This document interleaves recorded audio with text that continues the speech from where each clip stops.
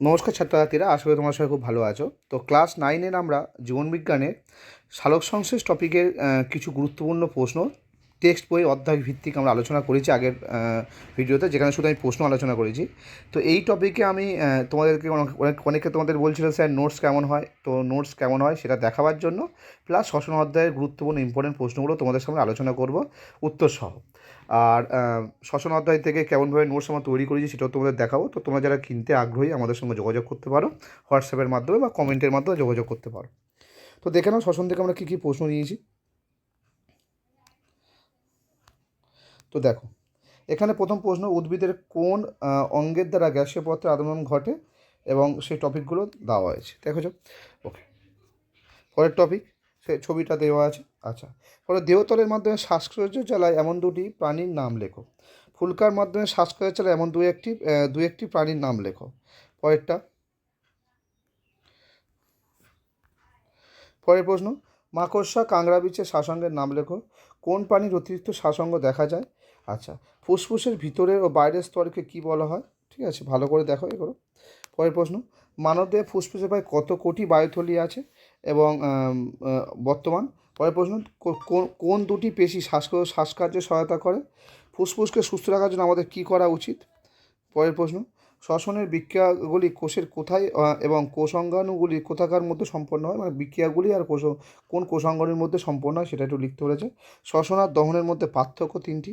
আচ্ছা, পরের প্রশ্ন, সবাত শ্বসন কাকে বলে এমন সমীকরণ সহ লেখা আছে। অবাত শ্বসন কাকে বলে, পদ্ধতির স্থান আলোচনা করো। পরের প্রশ্ন, আচ্ছা, সন্ধান কাকে বলে?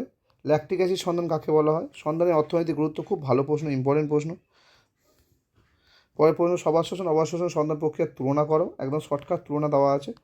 গ্লাইকোলাইসিস অথবা ইএমপি পদ কি, ইম্পর্টেন্ট প্রশ্ন। গ্লাইকোলাইসিসের এটিপি ও মধ্যবর্তী পদার্থ কী, এই টপিকটা ইম্পর্টেন্ট। আচ্ছা, কেপস চক্র বা টিসিএ চক্র কাকে বলা হয়? উদাহরণ দাও। আচ্ছা, এই উদাহরণ চিত্র সহকারে দেওয়া আছে। পরেরটা, কেপস চক্রের স্থান ও এটিপি পয়েন্ট দেওয়া আছে। আধুনিক মতে এটিপি উৎপাদন ক্ষমতার উপর পয়েন্ট। আচ্ছা, শ্বসনের স্থান কোথায় হয়? শ্বসনের গুরুত্ব বা তাৎপর্য। আচ্ছা, অতিরিক্ত গুরুত্বপূর্ণ প্রশ্ন, ব্যাখ্যা আকারে, কোষীয় শ্বসনকে কেন বিপাকীয় দহন বলা হয়? শ্বাসমূল কি, এটি কোন উদ্ভিদে দেখা যায়? আচ্ছা, অবাত শোষণ সন্তানের মধ্যে একটি প্রধান পার্থক্য। ব্যাঙের বিভিন্ন শ্বাসঙ্গগুলি কী কী? আচ্ছা, আরকিউ বা শ্বসনের হার কাকে বলে? পরেরটা, শক্তির মুদ্রা বা এনার্জি কারেন্সি কাকে বলা হয়? আচ্ছা, প্রান্তীয় শ্বসন বলতে কী বোঝো? ওকে, পরেরটা, পেশি কোষে ল্যাকটিক অ্যাসিড জমে গেলে কী সমস্যা হয়? সবার শোষণে মাইটোকন্ড্রিয়াকে কোষের শক্তিঘর কেন বলা হয়? ইটিএস বা ইলেকট্রন পরিবহন তন্ত্র কোথায় অবস্থিত? তো এই শ্বসন থেকে এইগুলো আছে টোটাল বড় প্রশ্ন। এছাড়া যখন তোমার নোটস কিনবে তখন তোমাদের কাছে কিন্তু এর থেকে টপ 50 শর্ট কোশ্চেনও যাবে। প্লাস আমরা এটা প্রোভাইড করছি এবারে নতুন প্রশ্নবিচিত্রা থেকে গুরুত্বপূর্ণ যে প্রশ্নগুলো সেগুলো অবশ্যই তোমাদের সঙ্গে যখন পিডিএফ পারচেস করো তখন তোমাদের সঙ্গে যাবে।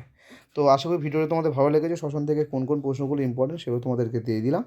তো এরকম ধরনের ভিডিও পেতে অবশ্যই চ্যানেলটা ফলো সাবস্ক্রাইব করে রাখো। ধন্যবাদ।